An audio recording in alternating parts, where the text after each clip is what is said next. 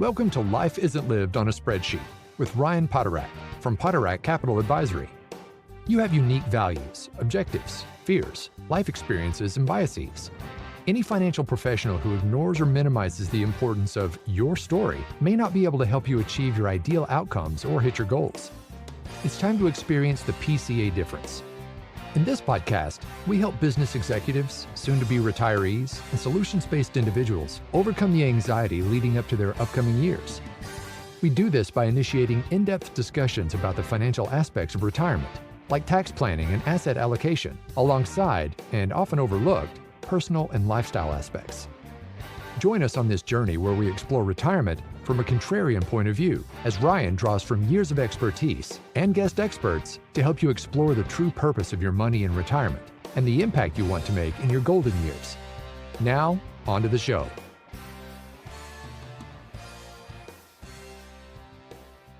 You always want the best, be it the best attorney, the best doctor, or the best financial professional. But while many people claim to be the best, you know there are degrees of what someone may call the best. I'm Patrice Sikora with your host, Ryan Poterack. And Ryan, come on, not all professionals are created equal, right? Well, hello, Patrice. No, they're not. And I just, in case compliance says, I am not claiming to be the best, but we're talking about what represents the best. Totally forgot compliance. Sorry about that. I think in all of those examples you throw out there, how I might define best or better might differ from our audience, but we'll get into that. Mm-hmm. All right. So you've got a great story here you wanted to tell about the best of this and the best of that. Well, we do comprehensive, holistic planning for the families that we serve, and one analogy that I've found connects with people who may not be familiar with this concept is if you let's say everybody wants, yes, the best investment person, insurance person, the best attorney, the best CPA or tax advisor. Mm-hmm. However, for the best outcome for people in our audience, so many big decisions overlap with these various disciplines. And so the comparison I make is, let's say you were going to redecorate your living room, Patrice, and you had an unlimited budget. So I'm going to write 5 blank checks that you can hand out to 5 of your best friends or whoever you choose. So you give a blank check to one of your friends to get flooring. If they want to fly first class to Italy to get rare marble, that's good. You give another blank check to a friend to shop on your behalf to get furniture, another one to get TV, electronics, all of that sort of thing. Another friend might have a blank check to get whatever I'm forgetting that I'm forgetting. But bottom line is, you cannot communicate once you give out these 5 blank checks to these different chosen people to shop for the best in the world in each of their categories. Then they come together, and they can't speak to each other either, but then they come together and they put together your living room and invite you in. Oh, I'm sorry. I'm already getting very bad pictures in my mind. Well, if you look it up in the dictionary, technically it's called a hodgepodge. Yeah. And so you can have the best of everything is the point, but unless it's coordinated, unless it's integrated, it's probably not going to be the best outcome. So I think of situations like, okay, take, for example, a 401k or IRA, which has unique tax classification, which the CPA or the tax preparer might be involved in. But what does somebody in our audience invest their IRA or 401k in might be an investment decision. And then thirdly, how they have the beneficiary set up. Do they have a trust? Do they have children? Do they have special needs children? So the beneficiary is really an estate planning decision. Somewhat of a simple example, but I found so many times in my work that many people go through life and make isolated decisions that in that silo appear to be perfect, logical. And then what I bring is kind of the big picture lens to all of those decisions they've made through the years and see where there might be some disconnect, some inefficiencies with regards to fees, and sometimes strategies that are competing with each other. And again, not giving the client the best outcome. Then how do you pull it all together? Well, first of all, it requires the information. So early on in our process is getting, the tax returns and investment statements and wills and trust, getting all of the actual information, the real hard copy, so to speak, although we're virtual, but getting all of that information and then coupling that. So I would say that a lot of that information I just cited is quantitative in nature, and it's contracts, and I've reviewed hundreds of wills and trusts and tax returns. But secondarily then is a thorough questioning of the client or the prospective client, seeking to, because when we think about those documents or the investments that a couple owns, or what particular strategies they put in place, they're all with the intent of bringing about what that couple in this example want to achieve in their life. But sometimes there's a disconnect, but I don't understand, how I would know that there's a disconnect unless I actually asked questions and listened to what, Mr. and Mrs. Jones want. And so when I have that information, that qualitative information, and, their hopes, their dreams, their frustrations, their biases, all of that sort of thing, then I can step back and look at, okay, how aligned are their strategies, their advisors? Because typically those advisors don't talk to each other. Right. And so I facilitate that where appropriate to coordinate with the attorney that they've chosen or the tax advisor. So in my view, it's time and a significantly important step that we take that just isn't taken very often. Because when you do, Patrice, when you have that information, qualitative, quantitative, contracts and documents, it really flashes like a red light, some of the area, or yellow light, depending on the seriousness of it, as to what areas need a little bit more attention. Now, I likely don't have the correct answer immediately, but it sets up a situation where following up with the client in conjunction with the specific advisor in whatever the situation, the applicable situation. And it just leads to all of us being on the same page, serving the Mr. and Mrs. Jones. And that's the way that it should be. Do you have a network? If the Joneses were to come in to see you and say, we have this, but what do we do with it? Do you have a network that you can then plug them into? We do with, and there's different licensing issues. In the attorney world, you have to pass the bar in every state that you serve people in. Whereas for me, I can work in all 50 states with investment planning and everything that I do. But if I'm working with a client who's in Missouri or Utah or New York, I don't have a personal relationship in all those areas. So one of the things that we negotiated earlier this year is a partnership with a firm called wealth.com that has that network nationwide of approved attorneys, as well as kind of an interactive software that's very, very unique to help people either create or update wills and trusts, healthcare and durable powers of attorney, living wills, and all of that sort of thing. So that's really augmented our network on the estate planning side for some of our clients that don't live in areas where I do have some relationships. And then with the accounting or CPAs, they can also work nationwide. So we have CPA relationships. As long as a person, let's say, living in Illinois doesn't mind working with a CPA that might happen to be in North Carolina or vice versa, then we would have that network as well. Now, by this very nature of my process and how I work as a wealth manager, it's given me a tremendous knowledge in the estate planning area and in the tax code area without being a CPA, without being an attorney, just repetition and lots of different cases. So much of the planning can be done by me and the couple or the client. And then when there is an actual document that needs to be drafted, such as a will or trust or estate planning documents, at that point, it's pretty clear and it's pretty easy work typically in most situations for the attorney. Jumping a little bit, not quite off the track here, but this all seems to reflect on the word fiduciary. What does that word mean to you? What does that word mean? Well, it's in the industry, it is doing what's in the best interest of the client, which I always find interesting because the best interest of the client would be I do all this great work for free. So it's kind of like, well, what's the best? People have different views of what is the best interest, but the key at being a fiduciary does the person giving the advice have conflicts of interest?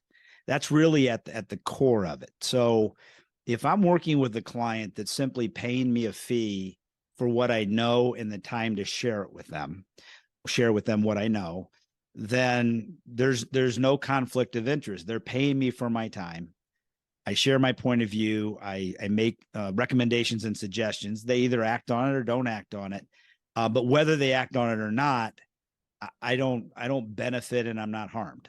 So no conflict of interest. Now, when it comes to choosing investments in the financial industry, the fiduciary approach typically in the industry, and we also work in this type of a model for clients quite often actually, is where a client pays me or my firm a certain percentage of the money that we manage. So we proactively manage portfolios, IRAs, Roth IRAs, joint accounts, whatever.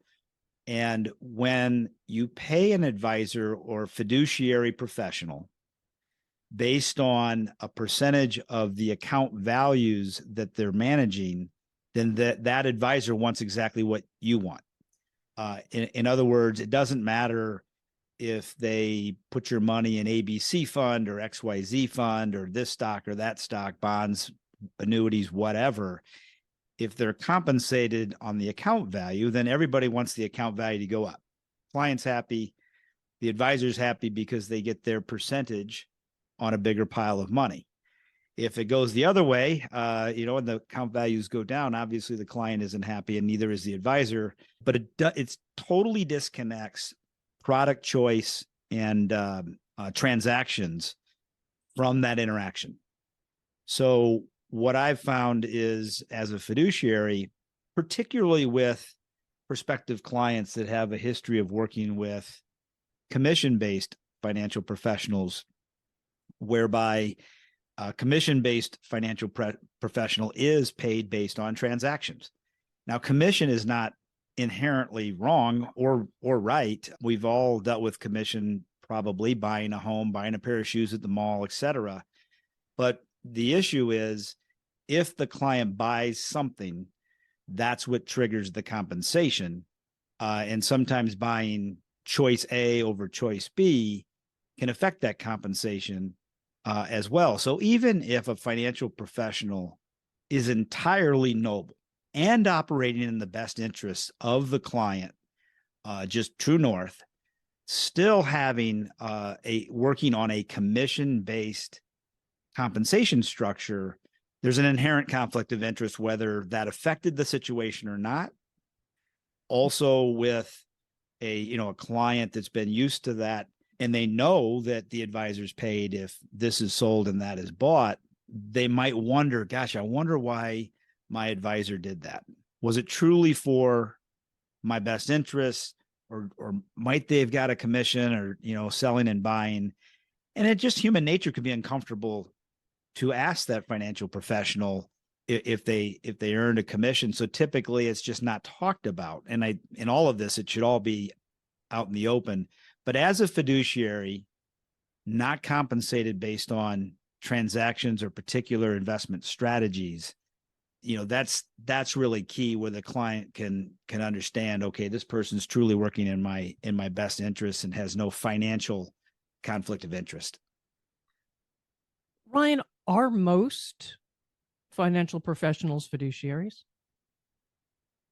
I don't know the actual statistic. It's moving fast in that direction, but I would say that, so there's fiduciary only, fee-based only when it comes to investments, and that's the territory that we are in.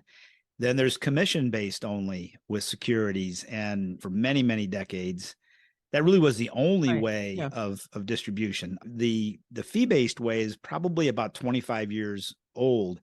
But as we talk today, Patrice, I'd say that the majority in the industry are actually hybrid. And so they do some commission work, they do some fee-based work. And there definitely can be situations in which a commission-based approach can work well for the client, but a lot of that is just because it's historical in the industry. I think the median age of a financial professional in my industry is right about my age. It's 56 or 57.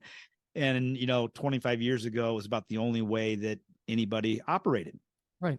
So it just kind of it lingers, but the industry is definitely moving towards fee-based only.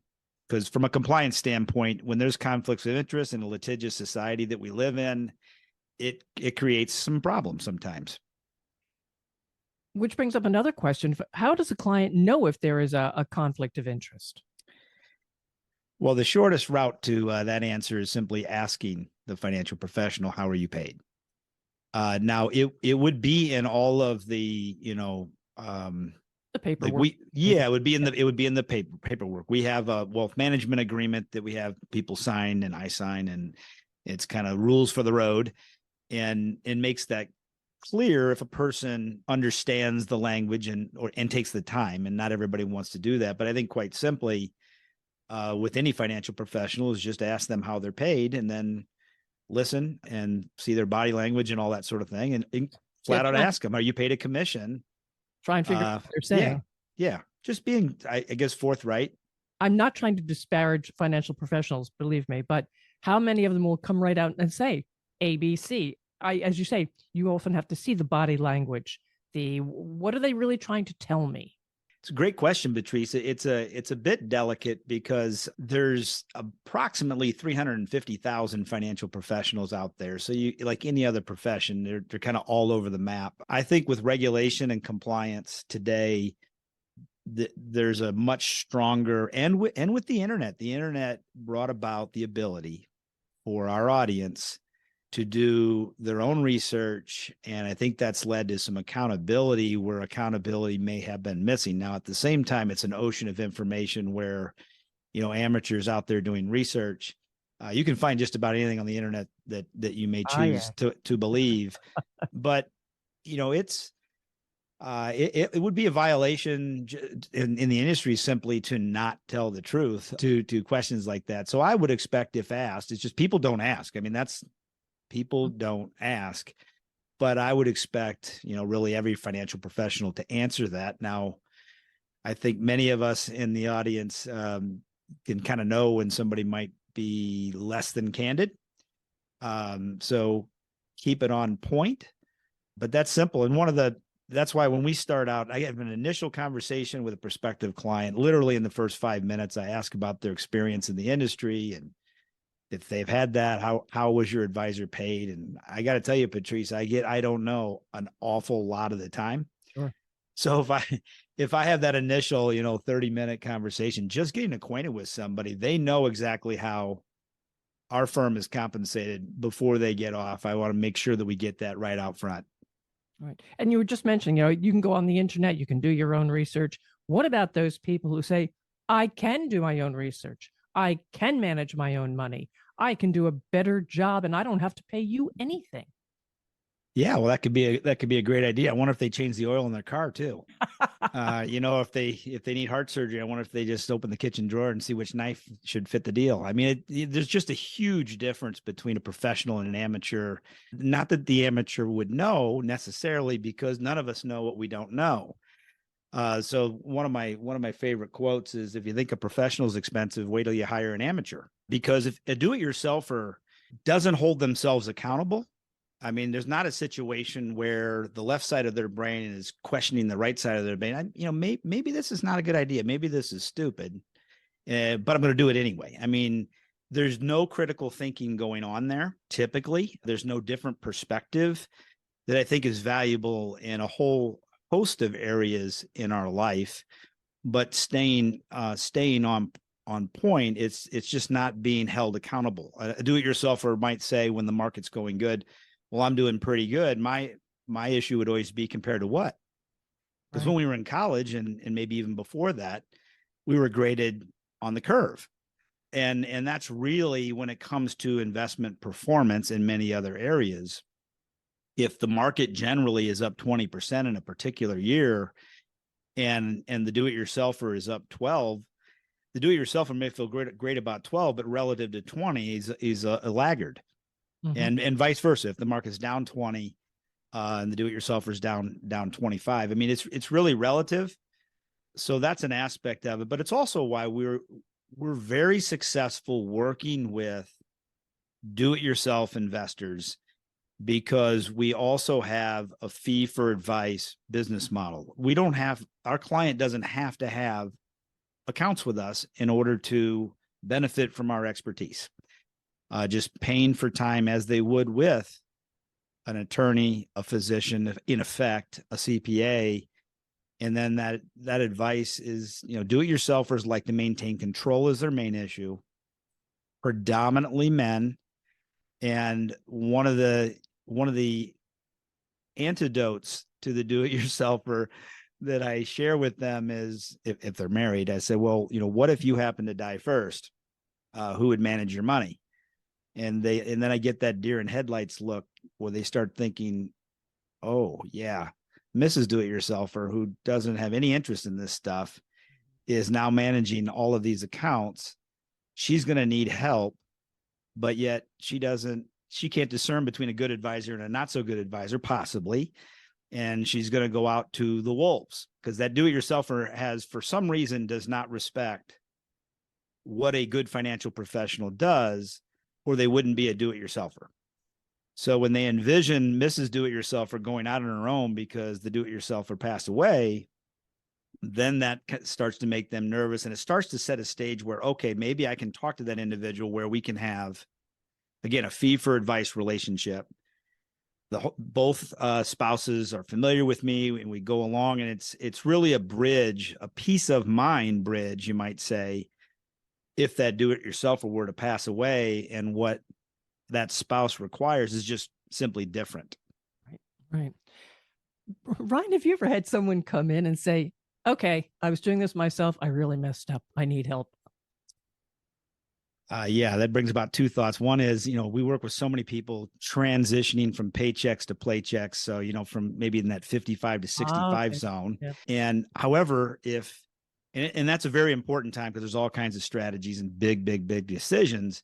But sometimes if they come to us kind of within a year of retirement, it's like triage. It's like, oh, gosh, in my head, I'm thinking, well, gosh, if you only here like 5 to 10 years ago, we certainly could see this coming. So that can present some challenges.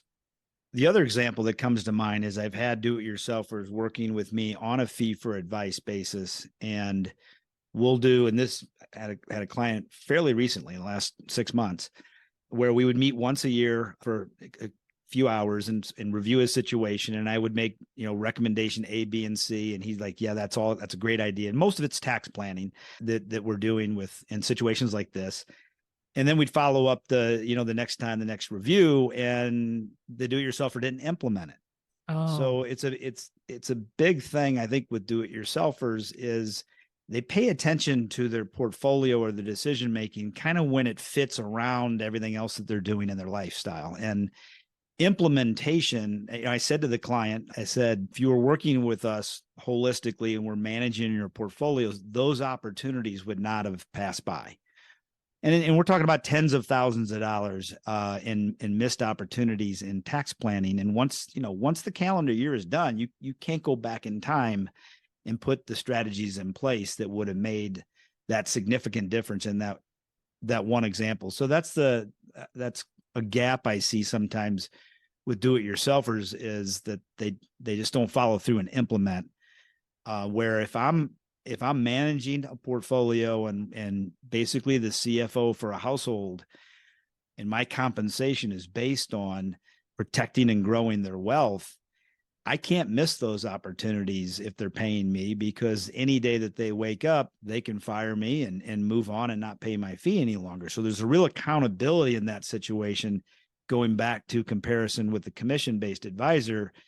When a commission-based advisor gets paid on a transaction, there is no ongoing compensation.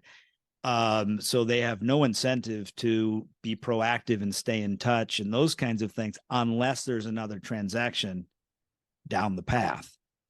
Very, very different for the work that we do. Well, Ryan, we're coming to the end of this podcast. Is there something we have not mentioned yet that you really want to make sure we get in? Yeah, I guess I would say that there does have to be in my view, there needs to be a connection with that person. So same as if you move to a new community and you need a physician in that area, you need to feel comfortable with that physician. You need to feel comfortable with the dentist. Anytime you're talking about a professional where the service is largely intangible, there's a human element to it, where I know that I need to have somewhat of a connection. We don't need to be best friends necessarily, but there does need to be what was referred to in the medical community as kind of a bedside manner. And what each individual client is searching for certainly can be different. I'm just suggesting that the connection with the advisor is going to go beyond the numbers, their planning brilliance, et cetera, where you can really feel confident and trust and have a good gut feeling, Patrice, even in that initial interaction. All right. What would be the best way for listeners to reach you, Ryan?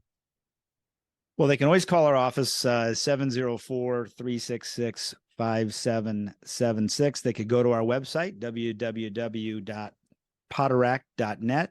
Poterack is POTERACK.net. And then we're out there on social media, Twitter, LinkedIn, Facebook as well. So we're not too hard to find. All right. Well, listeners, follow this podcast. No reason not to now, that's for sure. This will tell you when the latest episode is ready for you, and please share with others. Thanks for being with us. Thank you for listening to Life Isn't Lived on a Spreadsheet. Click the follow button to be notified when new episodes become available.